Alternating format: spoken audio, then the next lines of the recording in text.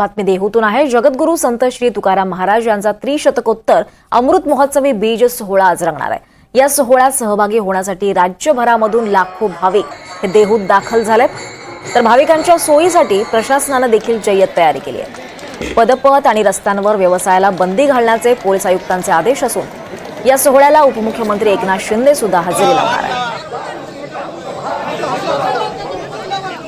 देहूतला इंद्रायणी नदीचा काठ हा भाविकांनी फुलून गेलाय, तर देहूतील शेतशिवारात राहुट्या उभारून भाविक भक्तीत तल्लीन झाले।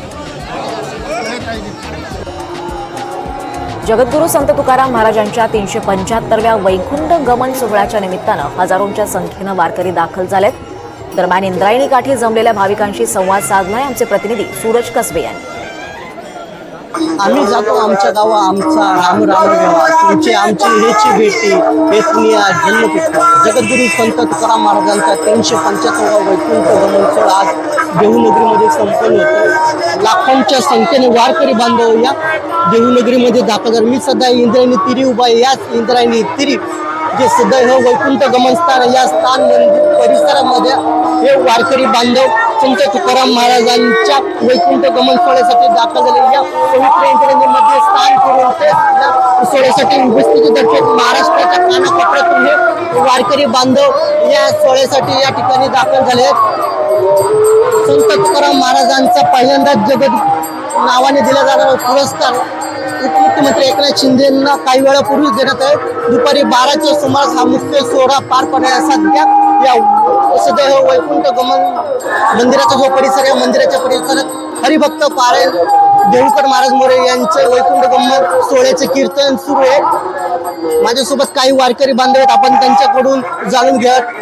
हा प्रसंग जरी दुःखाचा असला तरी हा सोहळा म्हणून साजरा केला जातो। एकंदरीत काय भावना? सर्वप्रथम रामकृष्ण हरिभावनी जगद्गुरू तुकाराम महाराज म्हणजे एक देवरूप आणि एक देवस्वरूप, म्हणजे त्यांना सर्व संत मंडळी असं मानतात।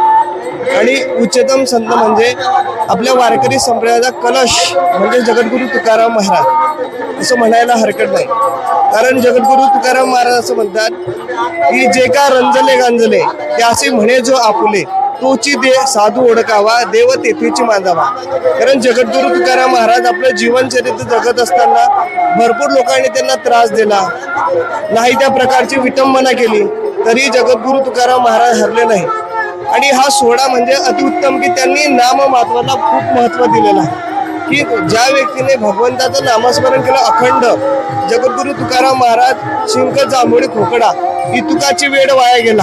आपल्या जीवनामध्ये नामस्मरणाला खूप महत्त्व दिलंय। काय दर्शन घेतलं का सकाळी? हो, सकाळी दर्शन झालं, माऊलींचं इथलं झालं, पांडुरंगाचं झालं, सगळं व्यवस्थित दर्शन झालं। आपण पाहिलं तर आपण या ठिकाणी हा संत तुकाराम महाराजांचा वैकुंठ गमन सोहळ्याचा जो प्रसंग आहे तो दुःखाचा जरी असला तर वारकरी संप्रदाय हा सोहळा म्हणून साजरा करतो। एकूणच भक्तिमय वातावरण या पवित्र इंद्रायणी काठी पसरल्याचं पाहायला मिळतं। कॅमेरा पर्सन निकेतन मानेसह सूरज कसबे, NDTV मराठी, देहू।